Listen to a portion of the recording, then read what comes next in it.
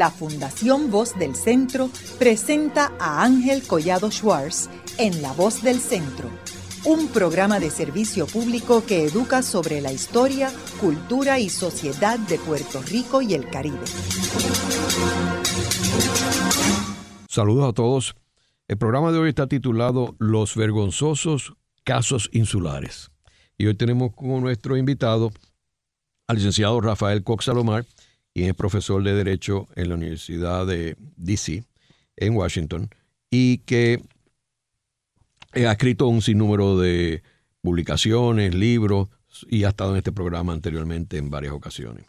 Los casos insulares, los cuales también invito a nuestros radioescuchas a escuchar algunos de los programas sobre los casos insulares que está en la biblioteca en Spotify, en la biblioteca del Voz del Centro. Los casos insulares representan un grupo de casos que se llevan en el Tribunal Supremo, 23 decisiones que se toman entre el año 1901 a 1922. ¿A qué responden estos casos? Pues esto corresponde a cuando Estados Unidos asume una posición de un imperio a raíz de la guerra hispanoamericana, donde Estados Unidos de momento recibe unos territorios fuera de Estados Unidos continental, son Filipinas, Guam y Puerto Rico. Y eso cambia el juego y es lo que el escenario que surge para que el Tribunal Supremo se envuelva en estos casos. Rafa, háblanos un poco sobre estos casos, cuáles son los más importantes y cuál es la importancia de estos casos. Bueno, primero, como siempre, agradecido por esta invitación. Me distingue esta invitación y le haces una contribución extraordinaria a la preservación de la memoria histórica del pueblo de Puerto Rico. Así que con esa introducción, como señala Ángel Collado, los famosos casos insulares, los notorios, los infames casos insulares, de lo que se trata fundamentalmente es de la constitucionalización del coloniaje en los Estados Unidos.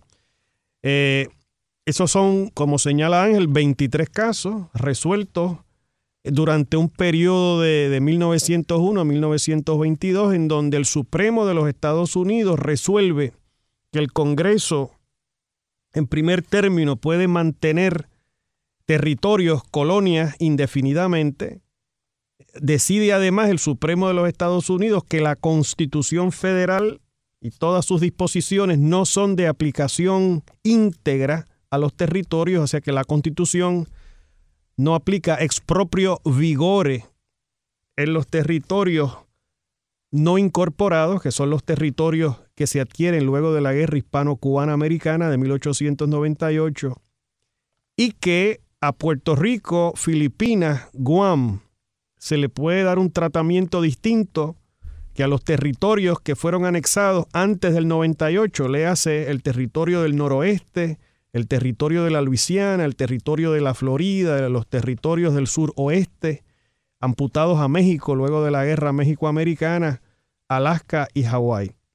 Así que, de repente, cuando los Estados Unidos a finales del siglo XIX advienen al Concierto de Naciones como un poder imperial en búsqueda de posesiones territoriales en el Caribe que sirvieran de bases carboneras militares para poder competir con los grandes poderes europeos, y estalla la guerra hispano-cubana-americana, Estados Unidos, como consecuencia de esa guerra, no solamente toma posesión de Cuba,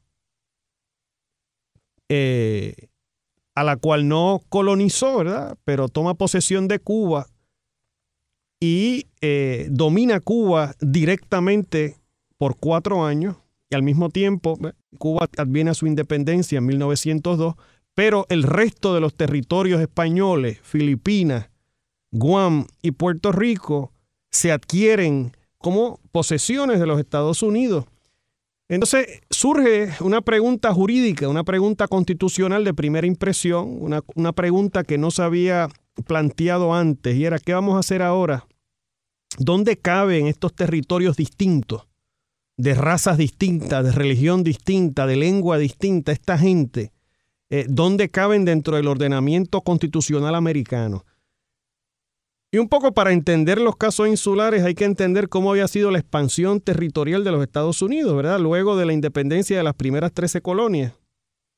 Y cómo era que poco a poco ellos habían ido absorbiendo territorio después de la independencia. Y fundamentalmente después de la independencia y del establecimiento de la República Federal en 1789, Estados Unidos comienza poco a poco a expandirse, adquiriendo nuevos territorios, ¿verdad? Comienza organizando el territorio del noroeste, que ya ese trabajo lo había empezado el Congreso Continental en 1787. Esos son los territorios de los cuales eventualmente va a salir Ohio, Michigan, Wisconsin, etc. Y a esos habitantes de esos territorios se le hace una promesa de estadidad y se le concede inmediatamente ciudadanía americana a sus habitantes.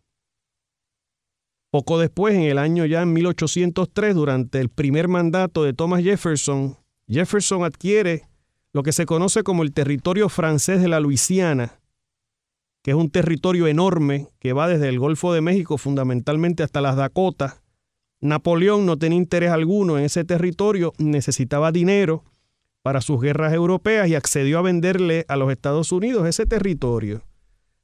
Se establece entonces un tratado entre Francia y Estados Unidos y en ese tratado, en su artículo 3, si usted va al artículo 3 del tratado entre Francia y Estados Unidos de 1803, va a ver que se le concede a los habitantes de la Luisiana francesa la ciudadanía americana y una promesa de estadidad. 16 años más tarde, bajo la presidencia de James Monroe, Estados Unidos adquiere entonces la Florida de España, que estaba bajo Fernando VII, que había tenido muchísimos problemas en España, y le vende la Florida a los Estados Unidos. Y si usted va al tratado Adams-Onís de 1819, que es el tratado por el cual se compra la Florida, usted verá que allí también se le concedió ciudadanía americana a los habitantes de ese territorio y una promesa de estadidad. Décadas más tarde, Estados Unidos entonces anexa Texas, que ya era una república independiente desde 1836, que se había salido de México. Y al mismo tiempo Estados Unidos le amputa gran parte de su territorio del norte a México. Todos esos estados, Arizona, Colorado, California, todo eso por ahí, lo amputan. La Guerra Mexicana-Americana, y hay unos tratados, los tratados Guadalupe Hidalgo, 1846. Si usted analiza esos tratados, se dará cuenta de que a los habitantes de toda esa zona se le concedió por el tratado, ¿verdad?, ciudadanía americana y promesa de estadidad. Luego llegó el periodo de Andrew Johnson, 1867 por allá. Se compra Alaska de los rusos. Lo mismo, ciudadanía americana, promesa de estadidad. Se le compra Oregón a los británicos. Lo mismo, ciudadanía americana, promesa de estadidad. Se anexa Hawái luego de un golpe de Estado, 1893, luego anexión de Hawái, 1898, y en el año 1900 se hace de Hawái un territorio incorporado de los Estados Unidos. Lo mismo sucede. Ahora, ¿qué es lo que pasa con Puerto Rico, Filipinas y Guam? Que el tratamiento tenía que ser distinto. Había que buscar, ¿por qué era que había que buscarle una solución jurídica diferente? ¿Qué era lo que separaba a Puerto Rico, Filipinas y Guam de esos otros territorios que acabo de describir, en donde sí se le concede la ciudadanía americana y una promesa de estadidad? ¿Cómo hacer sentido de todo esto dentro del esquema constitucional americano? Pues a base de eso, ¿verdad?, surge una serie de litigios, porque no quedaba claro cuál era el lugar de esos nuevos territorios, si eran parte de Estados Unidos o no eran parte de Estados Unidos, si la Constitución aplicaba íntegramente a esos nuevos territorios o si no aplicaba íntegramente, entonces cuáles de sus disposiciones aplicaba, si alguna. ¿Cuál era el estatus de esta gente? Porque no eran ciudadanos americanos, eran nacionales de Puerto Rico, de Filipinas o de Guam, con la protección de los Estados Unidos. No quedaba claro cuál era el entronque de todo esto, ¿no? Y esas lagunas, esas dudas, ese debate que surge con respecto a si Estados Unidos debería de ser o podría ser o no un poder imperial, cómo conjugar todo esto dentro del orden constitucional, es lo que eventualmente va a desembocar en lo que popularmente se conoce como los casos insulares. O sea, eso surge de todo un gran debate, no solamente un debate jurídico en las revistas de las facultades de Derecho de Harvard y Yale, sino un debate político que se va a ver en todo su esplendor en la campaña de 1900.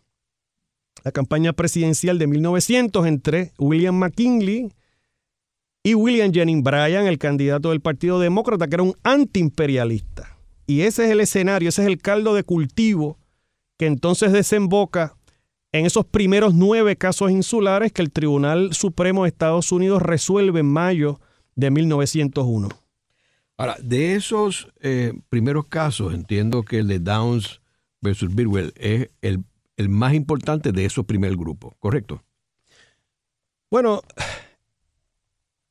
hubo en esos 9 casos, como tú sugieres, Downs, ¿verdad? Que es importante porque es el primer caso insular que se resuelve y que tiene que ver con el alcance de la ley Foraker y con la constitucionalidad de la sección 3ª de la ley Foraker, que trataba a Puerto Rico distinto para propósitos de los aranceles y del tratamiento tarifario, y que eximía a Puerto Rico de la cláusula de uniformidad contributiva del artículo 1, sección 8, cláusula 1 de la Constitución americana. Downs es importante por eso, pero antes de Downs hubo otros casos. El primer caso es el de Lima contra Bidwell, y hay una serie de casos que vienen antes de Downs. O sea que los primeros 9 casos insulares se pueden dividir de la siguiente manera. Casos que surgen luego de la firma del Tratado de París, pero antes de la aprobación de la ley Foraker. Ahí está de Lima, caso importante, que se plantea si Puerto Rico es, para propósitos de las leyes tarifarias americanas, un estado foráneo o no. Y la contestación es que para propósito de las leyes tarifarias americanas, Puerto Rico no era una jurisdicción foránea. Le pertenecía a los Estados Unidos, pero no era parte de los Estados Unidos. Y entonces están los casos, como tú señalas, Downs, que es los casos que surgen a partir de la ley Foraker. Lo importante de Downs y de los primeros 9 casos insulares es que le dan las herramientas al Congreso para tratar a Puerto Rico distinto de los estados, porque exime a Puerto Rico de la camisa de fuerza de la cláusula de uniformidad contributiva. En otras palabras, ahí es que nace el concepto de la autonomía fiscal, de que los productos que se vendan de Puerto Rico en los Estados Unidos no están sujetos a los aranceles que estaban imponiéndose a productos que venían de países extranjeros. Eso significa que las tarifas que se cobraban en los puertos de Nueva York, por ejemplo, porque Downs es un caso que tiene que ver con la exportación de unas chinas que llegaron de Puerto Rico al puerto de Nueva York, allá le querían cobrar el arancel y eventualmente no aplicaba ese cobro. Lo que se cobra en Estados Unidos, pues se le devuelve entonces al Tesoro de Puerto Rico para que se financien las obras que haya que realizar a nivel local con el dinero que se le devuelve, ¿no? Con ese reintegro. O sea que es un tema contributivo. Los primeros casos insulares, de los 23 casos, la mitad de los casos, los primeros casos, la primera camada de casos son casos que realmente tienen que ver con litigio estrictamente contributivo. Litigios contributivos que tienen que ver con la cláusula de uniformidad contributiva, que son casos técnicos.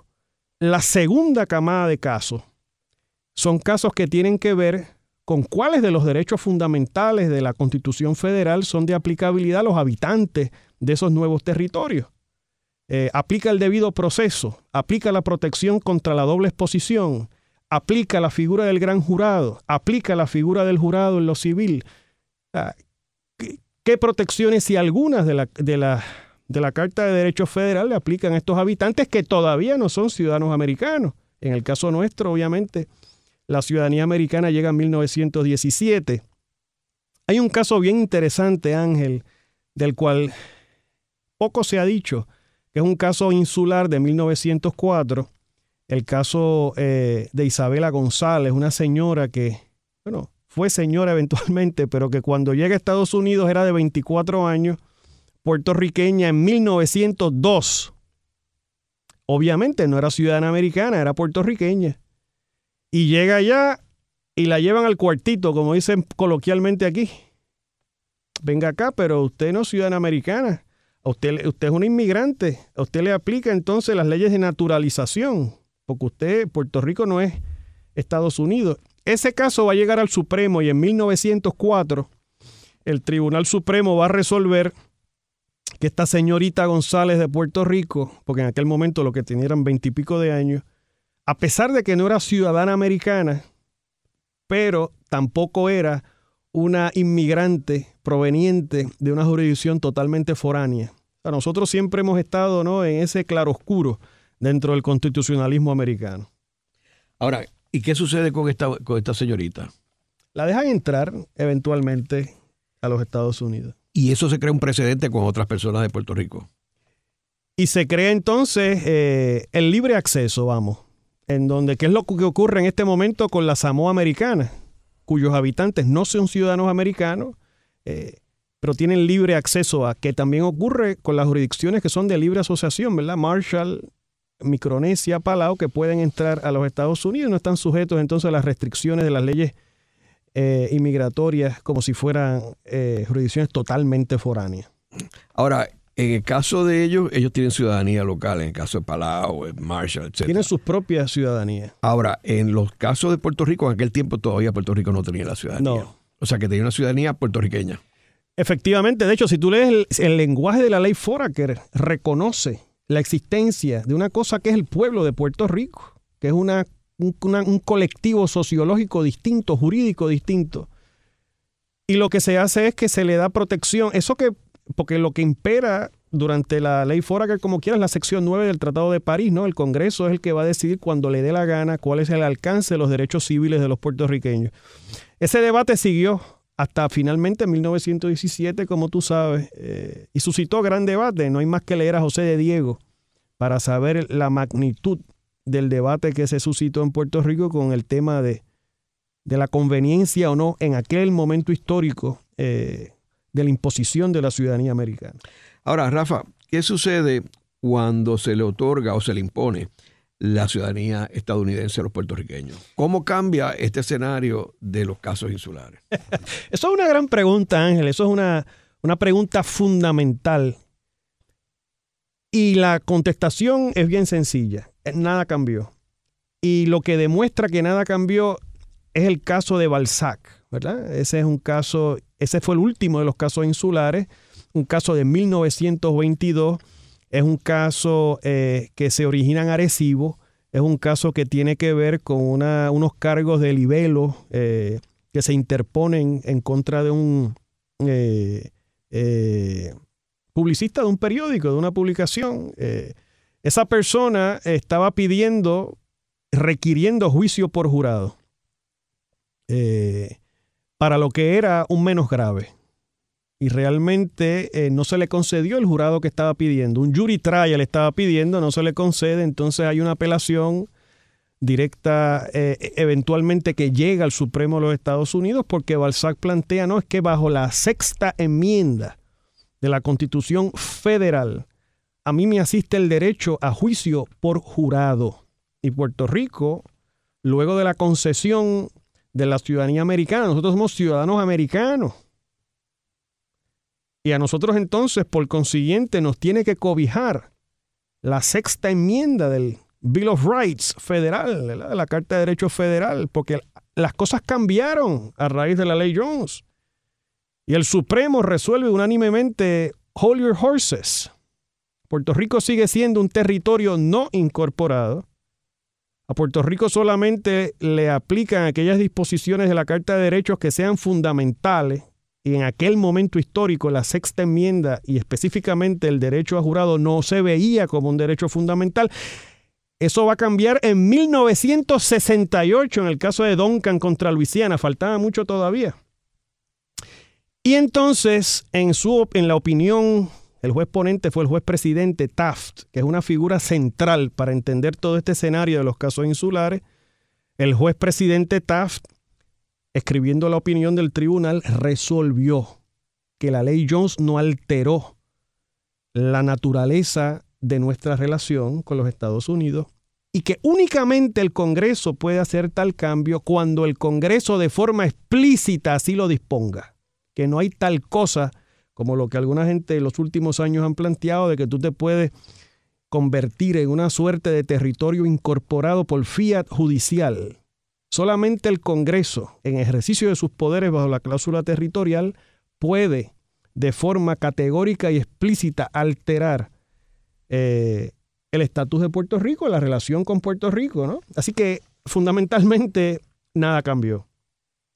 Yo quiero añadir algo importante y es que para los que escuchan el programa, antes de 1898 no existía en el constitucionalismo americano una demarcación entre territorio no incorporado y territorio incorporado, ¿verdad? Esa distinción, esa categoría, esas clasificaciones no existían.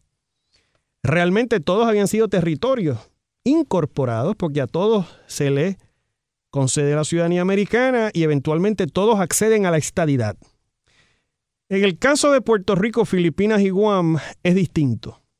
Y entonces el Supremo, en los casos insulares, adopta una doctrina, que es una doctrina que todavía es, como dicen los americanos, good law, todavía es válida.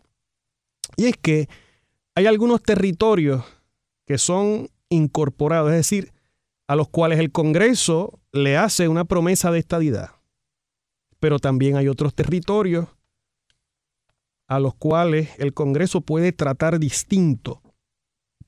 Y esos son los territorios no incorporados, que son los territorios que no tienen un camino hacia la estadidad, en donde no se sabe exactamente, es como una suerte de limbo, en donde no hay un camino expedito hacia la estadidad, pero tampoco aparenta haber un camino expedito a la soberanía. En el caso de Filipinas fue diferente. Si tú comparas Puerto Rico, Guam y Filipinas, Filipinas fue distinto. Y Filipinas fue distinto porque en 1899, cuando el Senado de Estados Unidos ratificó el Tratado de París, se aprueba una resolución en donde Estados Unidos dice ni le vamos a conceder nunca la ciudadanía americana a los filipinos, ni tenemos intención alguna de nunca anexar las Filipinas como un Estado federado de la Unión. Y obviamente, como tú sabes, en el caso de las Filipinas había habido un ejército libertador. Aguinaldo, Rizal, el intelectual del movimiento libertador filipino. Los filipinos no estaban interesados en nada de esto. Ellos querían su independencia y eventualmente lo lograron. En el caso de Puerto Rico y Guam, entonces, es distinto, ¿no? Y además que ellos tenían muchos dialectos, eran más de 1000 islas, es un archipiélago. Oye, Filipinas, no es una isla. Y le dieron candela a la Marina Americana allá en la bahía de Manila también. Así que Filipinas iba por otro camino. Rafa, yo quisiera apuntar algo que tú mencionaste en términos de William Howard Taft, el presidente del Tribunal Supremo, que es una figura extremadamente importante, como tú muy bien apuntas, para señalar, para entender los casos insulares. Y quiero decirle a nuestros radioescuchas que este es un señor que había sido presidente de Estados Unidos, que nunca había habido un presidente del Tribunal Supremo que ha sido presidente, pero más importante, él había sido secretario del Departamento de Guerra, que era el departamento responsable de todos los territorios. Y más aún, él fue gobernador interino de Cuba por un periodo muy corto y de las Filipinas. O sea que si alguien conocía el asunto de los casos de los territorios de primera línea, era este personaje. Pues fíjate, es interesante que lo señale. Yo me metí en los papeles privados de Taft, que están en la biblioteca del Congreso, precisamente para ver cuál es el rol de Taft en todo esto. Fíjate que cuando Taft fue gobernador de Filipinas, a todo esto, paréntesis, Taft es uno de los grandes intelectuales del derecho, profesor de Yale, su padre había sido juez también, tenía correspondencia directa con el juez Harlan y con otros miembros del tribunal desde joven.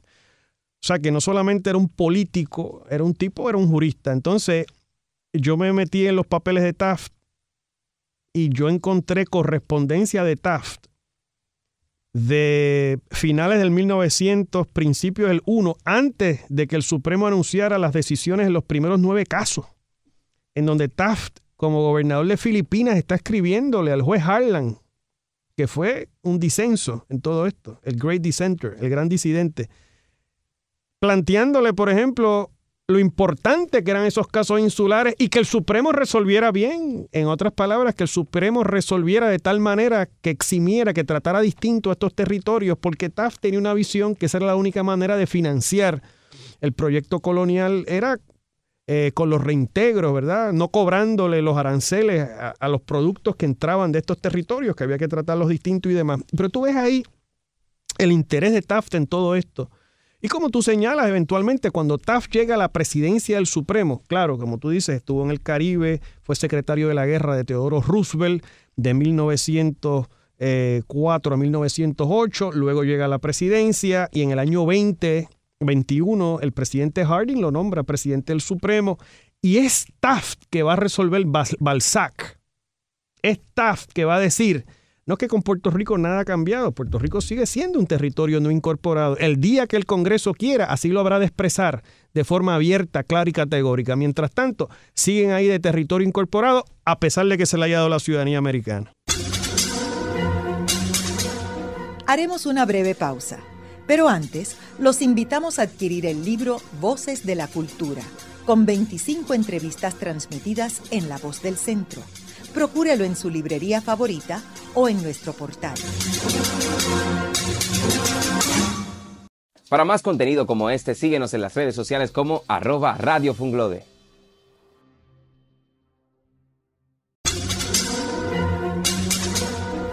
Continuamos con la parte final de La Voz del Centro con Ángel Collado Schwartz.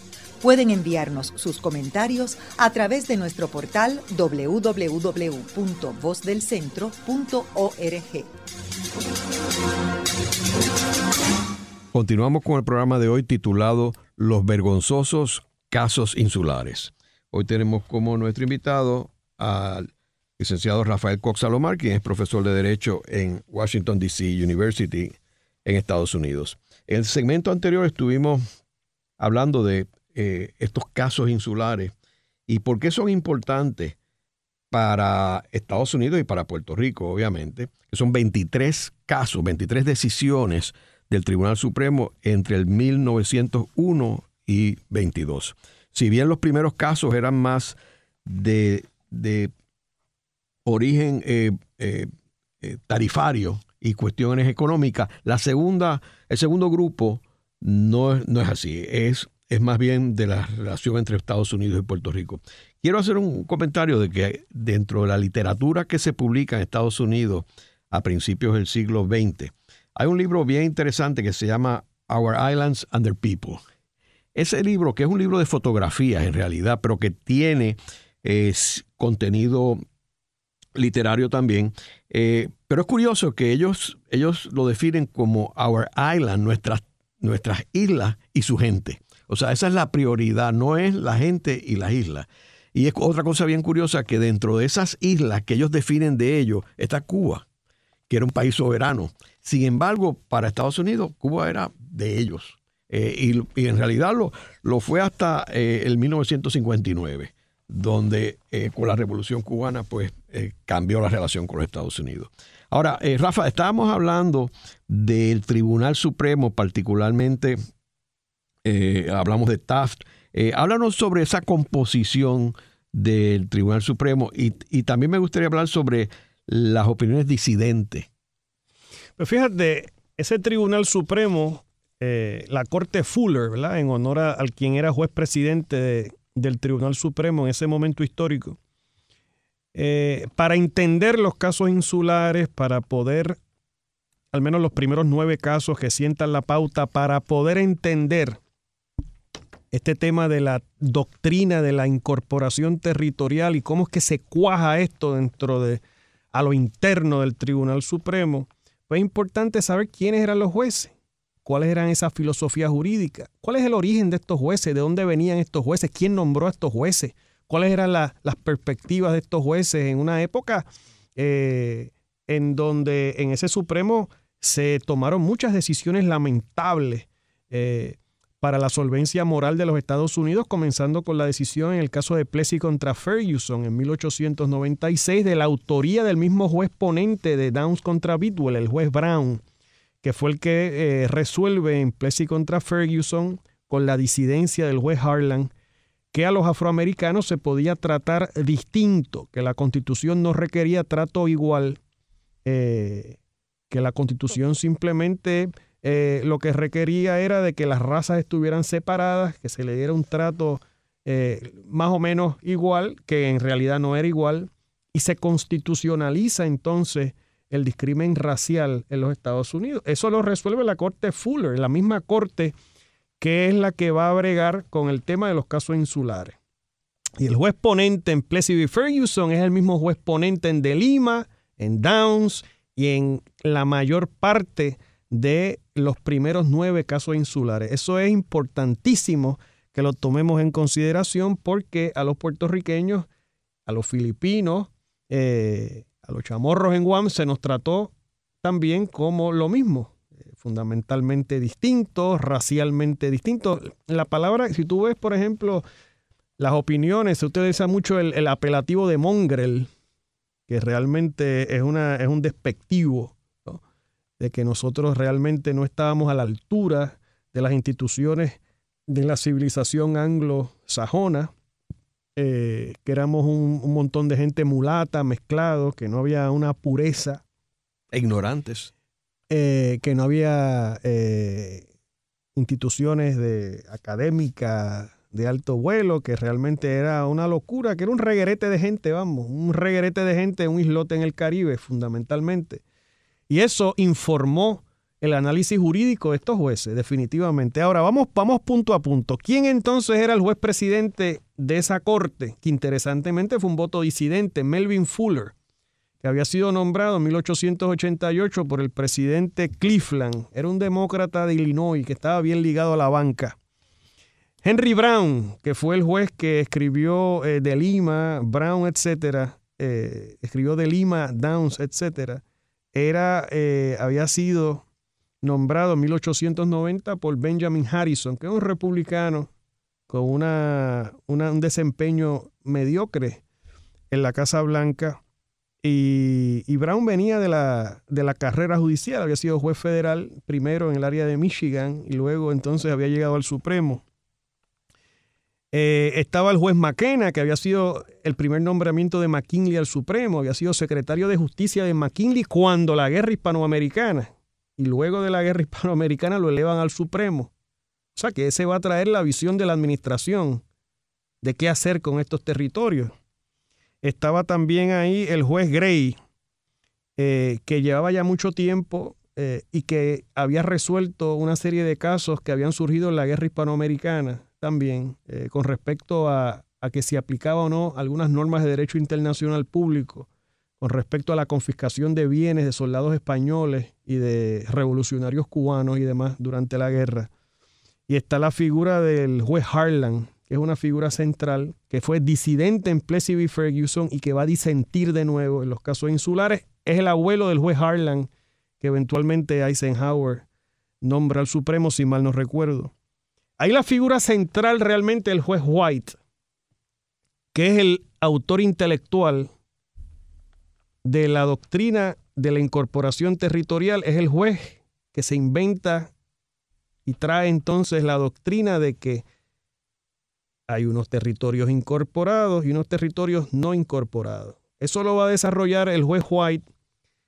Inicialmente White, que venía de Luisiana, había servido en el ejército de la Confederación del Sur, en contra del ejército de la Unión de Lincoln. O sea, el juez White, que fue el que persuadió a sus pares en el Supremo para que se adoptase la doctrina de la incorporación territorial, de los territorios incorporados y no incorporados, había sido un soldado de Jefferson Davis.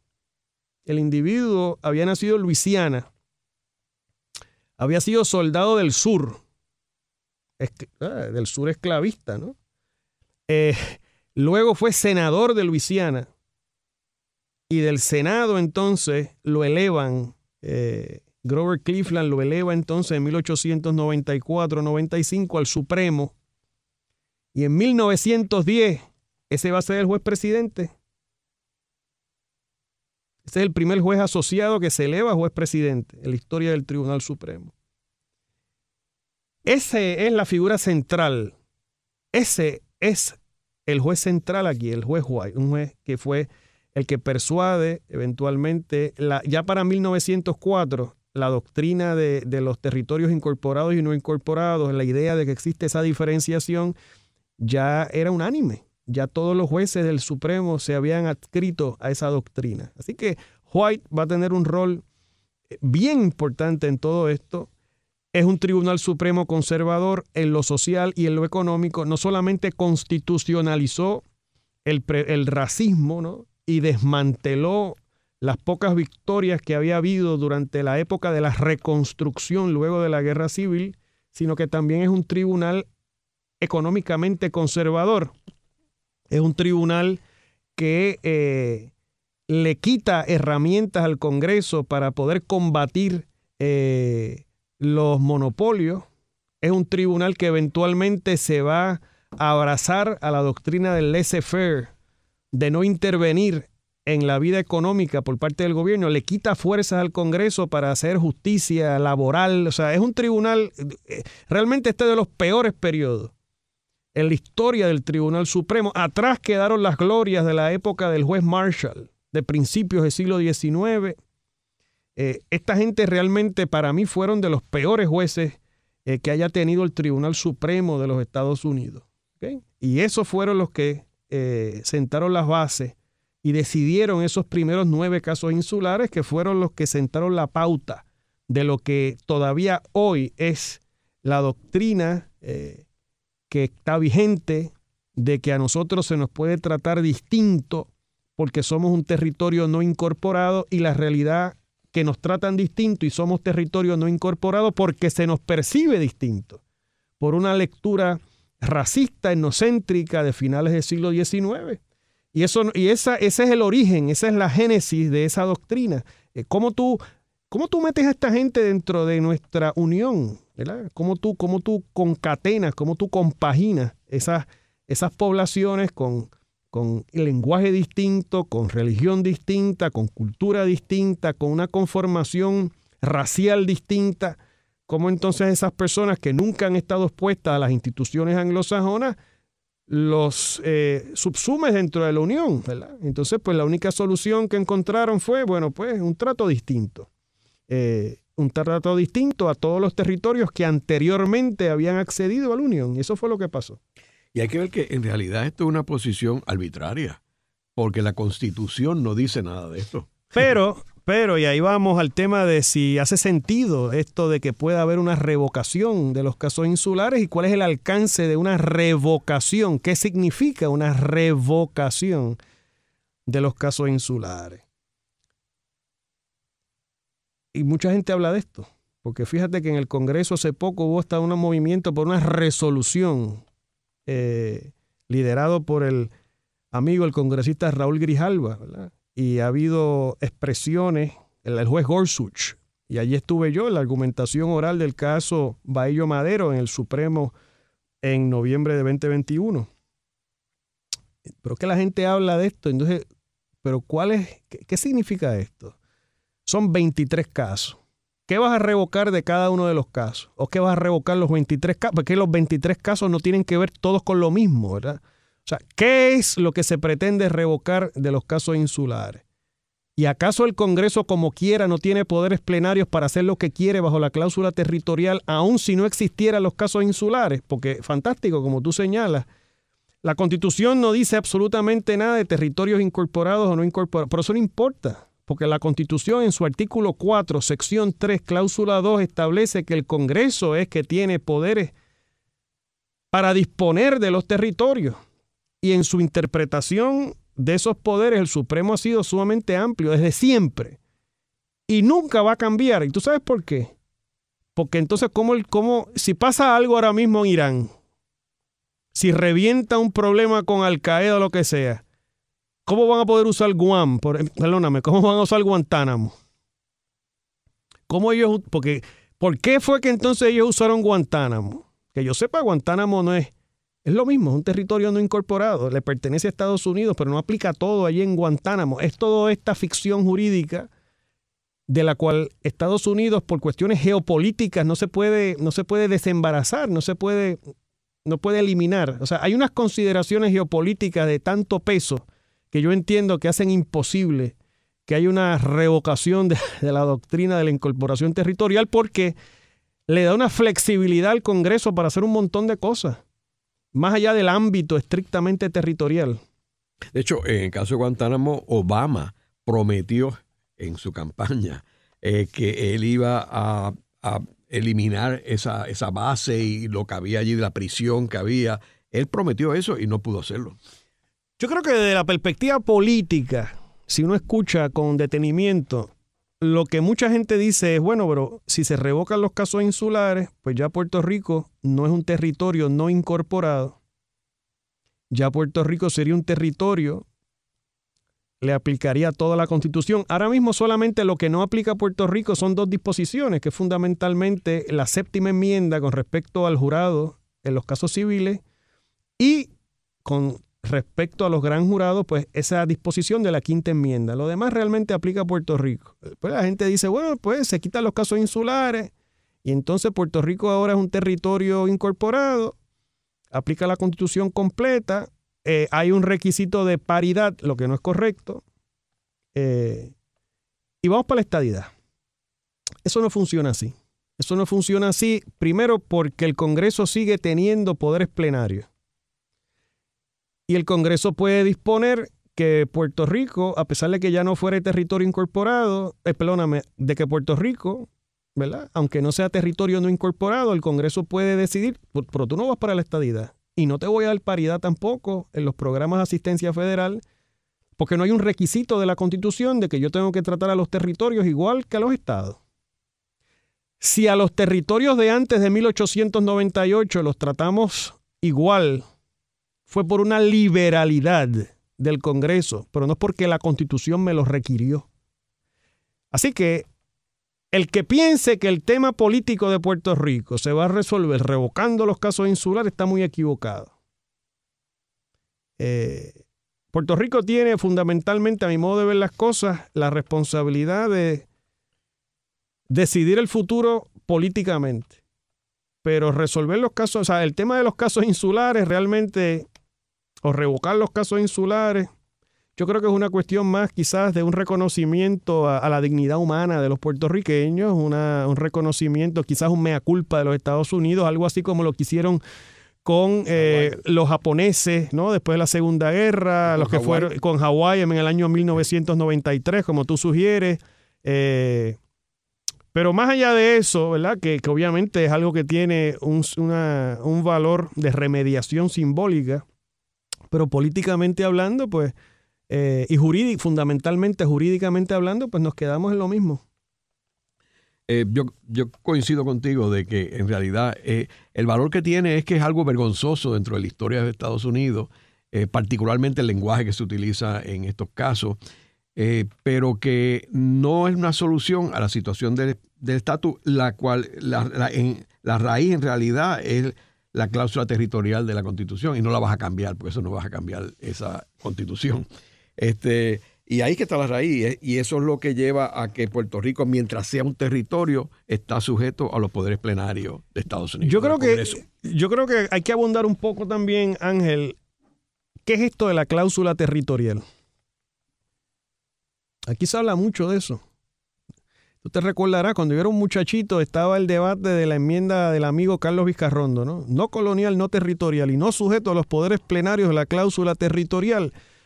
Pero, ¿qué es la cláusula territorial? Mira, eso es una disposición que los arquitectos de la Constitución americana incorporaron a ese documento al final de la Convención Constituyente americana. O sea, los americanos se reúnen el 17 de septiembre se reúnen en 1787, en el verano de mayo de 1787, y en septiembre 17 de 1787 ellos allá ya producen un borrador de constitución que eventualmente fue ratificado por los estados. Fantástico.